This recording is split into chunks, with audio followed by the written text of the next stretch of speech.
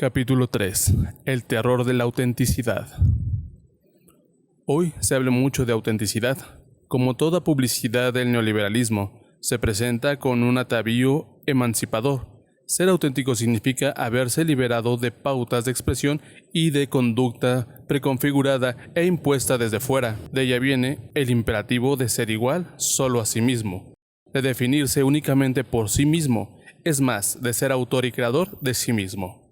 El imperativo de autenticidad desarrolla una obligación para consigo mismo, una coerción a cuestionarse permanentemente a sí mismo, a vigilarse a sí mismo, a estar al acecho de sí mismo, a asediarse a sí mismo. Con ello, intensifica la referencia narcisista. El imperativo de autenticidad fuerza al yo a producirse a sí mismo. En un último término, la autenticidad es la forma neoliberal de producción del yo.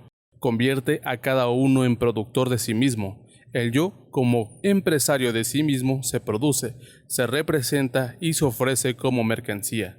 La autenticidad es un argumento de venta. El esfuerzo por ser auténtico y por no asemejarse a nadie más que a sí mismo desencadena una comparación permanente con lo demás. La lógica de comparar igualando provoca que la alteridad se trueque en igualdad. Así es como la autenticidad de la alteridad consolida la conformidad social. Solo consiente aquellas diferencias que son conformes al sistema, es decir, la diversidad. Como término neoliberal, la diversidad es un recurso que se puede explotar. De esta manera se opone a la alteridad, que es reacia a todo aprovechamiento económico. Hoy todo el mundo quiere ser distinto a los demás, pero en esta voluntad de ser distinto prosigue lo igual. Aquí nos hallamos ante una conformidad potenciada. La igualdad se afirma por medio de la alteridad. La autenticidad de la alteridad impone la conformidad incluso de manera más eficiente que la homologación represiva. Esta es mucho más frágil que aquella. A Sócrates, sus discípulos que lo amaban lo llaman átopos. El otro, a quien deseo, está desubicado. No tolera ninguna comparación. En Fragmentos de un discurso amoroso, Roland Barthes escribe sobre la atopía del otro. Atópico. El otro hace temblar el lenguaje. No se puede hablar de él, sobre él. Todo atributo es falso, doloroso, torpe, mortificante. Como objeto de deseo, Sócrates es incomparable y singular. La singularidad es algo totalmente distinto de la autenticidad. La autenticidad presupone la comparabilidad. Quien es auténtico es distinto a los demás, pero Sócrates es átopos, incomparable. No solo es distinto a los demás, es distinto de todo lo que es distinto a los demás. La cultura de la constante comparación igualatoria no consiente ninguna negatividad del átopos. Todo lo vuelve comparable, es decir, igual. Con ello resulta imposible la experiencia de otro atópico. La sociedad del consumo aspira a eliminar la alteridad atópica en favor de las diferencias consumibles heterotópicas. Frente a la alteridad atópica, la diferencia es una positividad. El terror de la autenticidad como forma neoliberal de producción y de consumo elimina la alteridad atópica. La negatividad de lo completamente distinto cede a la positividad de lo igual, de lo otro que es igual.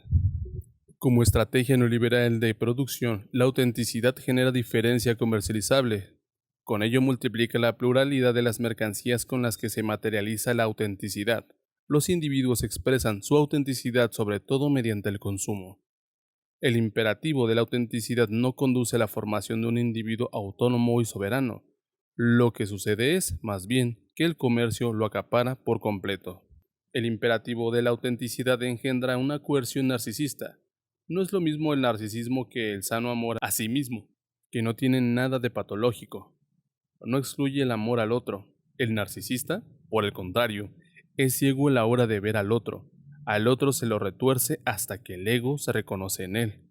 El sujeto narcisista solo percibe el mundo en las matizaciones de sí mismo. La consecuencia fatal de ello es que el otro desaparece. La frontera entre el yo y el otro se difumina. Difundiéndose, el yo se vuelve difuso. el yo se ahoga en sí mismo.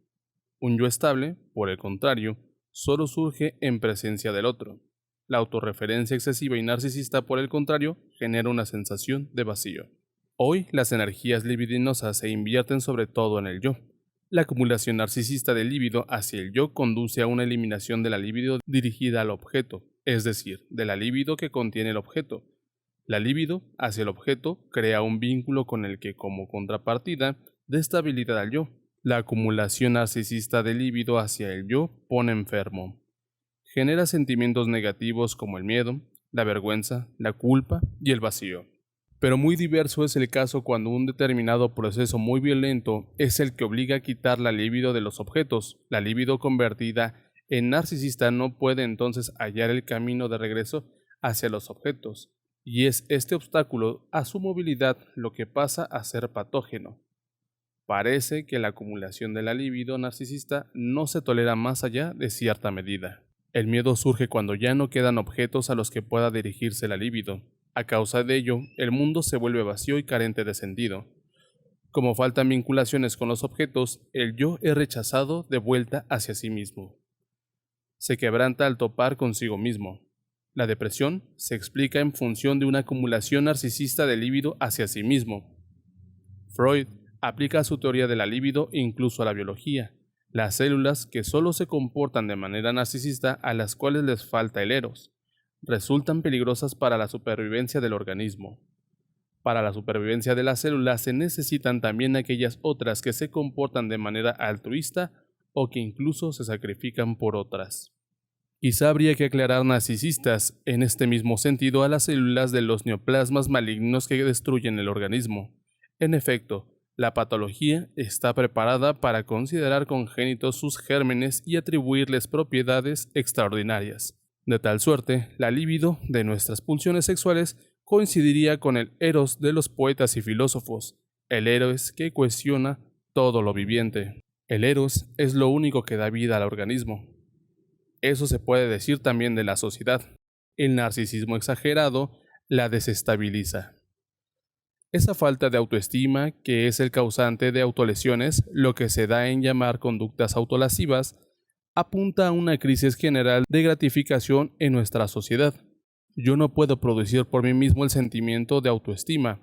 En efecto, el otro me resulta imprescindible en cuanto instancia de gratificación que me ama, me reconoce y me aprecia. El aislamiento narcisista del hombre, la instrumentalización del otro y la competencia total contribuyen al clima de gratificación. Desaparece la mirada que confirma y reconoce. Para una autoestima estable me resulta imprescindible la noción de que soy importante para otros, que hay otros que me aman. Esa noción podría ser difusa, pero es indispensable para la sensación de ser importante. Precisamente esta falla de sensación de ser es la causante de las autolesiones.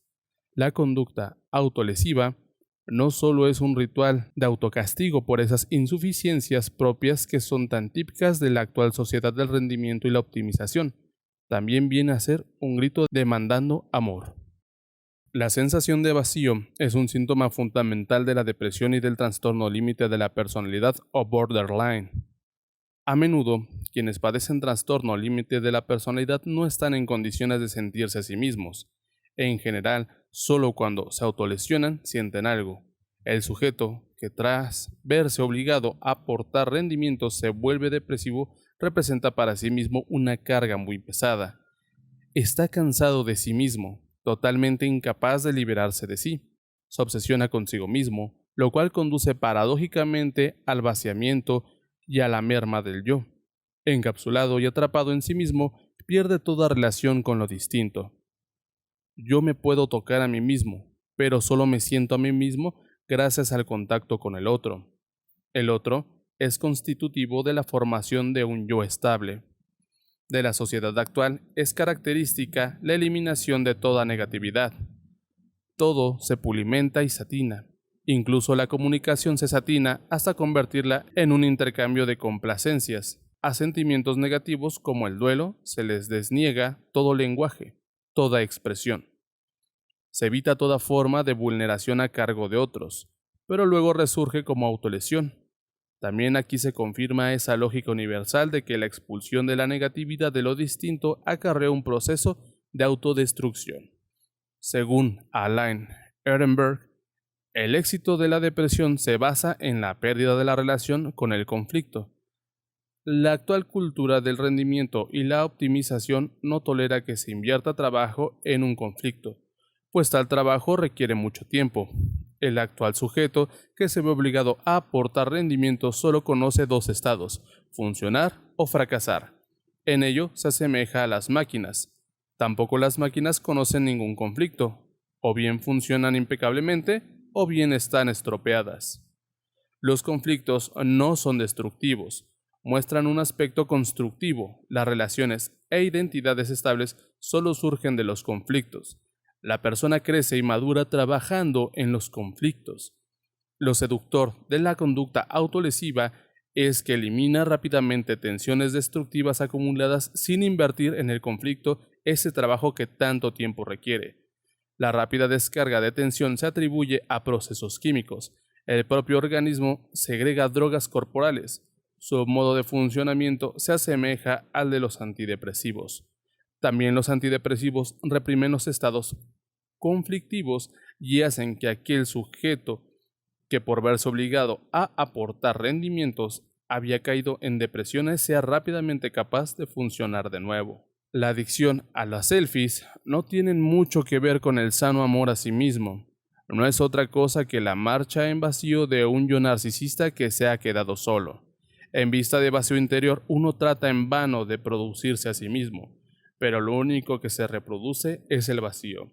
Los selfies son el yo en formas vacías. La adicción a los selfies intensifica la sensación de vacío. Lo que lleva a tal adicción no es el sano amor a sí mismo, sino una autorreferencia narcisista. Los selfies son bellas superficies lisas y satinadas de un yo vaciado y que se siente inseguro. Para escapar del atormentante vacío, hoy se echa mano a bien de la cuchilla de afeitar o bien del smartphone. Los selfies son superficies lisas y satinadas que ocultan por breve tiempo el yo vacío, pero si se les da la vuelta, uno se topa con reversos recubiertos de heridas y sangrantes. Las heridas son el reverso de los selfies. Podría ser que el atentado suicida fuera el perverso intento de sentirse a sí mismo, de restablecer la autoestima destruida, de eliminar el apesadumbrante vacío a base de bombas o de disparos. ¿Se podría comparar la psicología del terror con la de la selfie y la de la autolesión, que también arremeten contra el yo y el vacío? ¿Podría ser que los terroristas compartieran el mismo cuadro psíquico de los adolescentes que se autolesionan, es decir, que dirigen su agresión contra sí mismos? Como es sabido, los adolescentes varones, a diferencia de las adolescentes, dirigen su agresión hacia afuera, hacia otros. El atentado suicida sería entonces una acción paradójica en la que coincidirían la autoagresión y la agresión a otro. La autoproducción y autodestrucción, una agresión potenciada que, sin embargo, se imagina al mismo tiempo como un selfie de última generación. El pulsado del botón que hace que la bomba estalle se asemeja al pulsado del disparador de la cámara de fotos. Los terroristas habitan en lo imaginario, porque la realidad, que está hecha de discriminación y desesperanza, ya no merece la pena ser vivida.